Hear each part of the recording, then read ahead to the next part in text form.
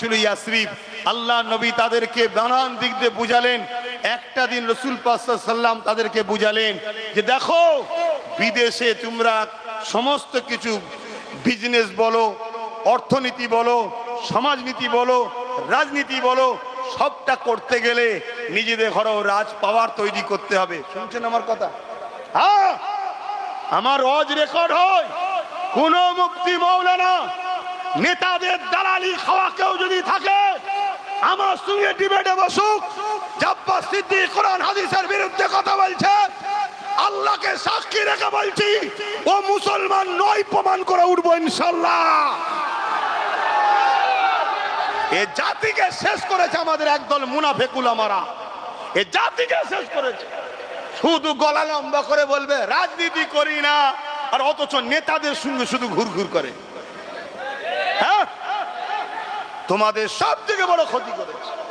আজকে গণহত্যা করা হচ্ছে মুসলমানদের ঘরে, গণহত্যা করা হচ্ছে।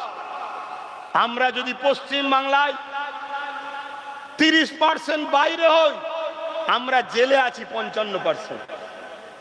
তাহলে এই যে হাজার হাজার মুসলমানের ঘরের ছেলেকে মিথ্যা গেজার মামলায় ভরে দিয়েছে, কত হাজার হাজার পরিবার শেষ হয়ে গেছে জানো?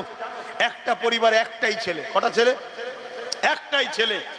বাইরে কাজ করে, গত 8-10 দিন আগে তাকে মারতে মারতে মেরে ফেললো। কেন? মুসলমান। রাজ্যে কাজ নেই, বাইরে গেছে, সে মরে গেল। সে তো মরে গেল, তার বাপ, তার পরিবার, তার স্ত্রী, তার বাচ্চার লাইফটা কি হলো? সেটাও তো শেষ। তাহলে এই বাংলাতে এরকম 55% মুসলমানের ঘরের ছেলে জেলে আছে। কি জন্যে? গেঁজার কেসে। আরে যার ধর্মের আইন হলো গেঁজা হারাম, আর তারা শুধু গেঁজার ব্যবসা করে। হ্যাঁ, শুনছেন না শোনেন নে? এই বাংলায় যদি গেঁজার ব্যবসা হয়, মনে রাখবেন এই গেঁজার ব্যবসা সম্ভব, সরকার সাথ দিচ্ছে। তাই সরকার যদি সাথ না দেয় গেঁজার ব্যবসা হতে পারে না, পারে না, পারে না, পারে না। সরকার ভাগলাই আর গেঁজার ব্যবসা করায় প্রশাসনের মাধ্যম দিয়ে। শুনছেন না শোনেন না? আমি ওপেন বলে যাচ্ছি, শুনছেন না শোনেন নে? কেন? প্রশাসনকে যদি সরকার চাপ দেয় যে গেঁজা কোনোভাবে আমার বাংলা বা আমার দেশে চলবে না, সে সেন্টার হোক আর রাজ্য, পুরো গেঁজার গোষ্ঠী সমেত ভারত থেকে বেরিয়ে চলে যাবে, কোনো ব্যবসাই থাকবে না।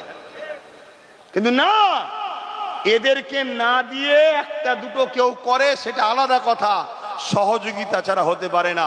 সে জায়গায় মুসলমান এত গেঁজার কেসে ঢুকছে কেন? শুধুমাত্র ফাঁসানো হচ্ছে। কেন ফাঁসানো হচ্ছে? মুসলিম যুবককে মেরুদণ্ড ভেঙে দাও, 7 বছর 8 বছর ধরে ভরে রেখে দাও। শুনছেন না শোনেন না? ভরে রেখে দাও। ভরে যখন চলে যাবে, তাদের বাচ্চাগুলো, তাদের মা বাপগুলো সব শেষ হয়ে যাবে। যা তোর ফোন কাদায় চলে গেল রে, যা যা, গেছে একটা নতুন কিনে নিবি, আবার কি আছে? আর নাই তো পুরাতনটা ছাড়ছিলিস নি।